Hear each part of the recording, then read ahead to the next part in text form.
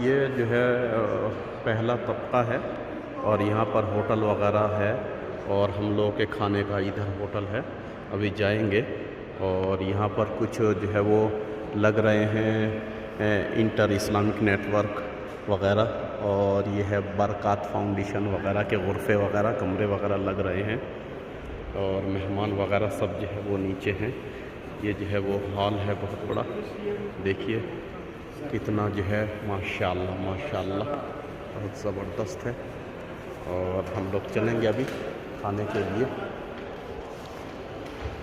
और मैं हूँ आपके साथ खाने की तरफ को चलेंगे, देखते हैं क्या इंतज़ामात है।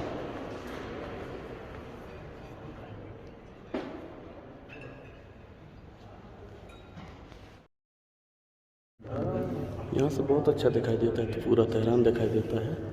ये देखिए पूरा तेहरान किस तरीके से दिखाई देगा आपको। हम जो है वो 23वें माले पर हैं तेहरान के, माशाल्लाह।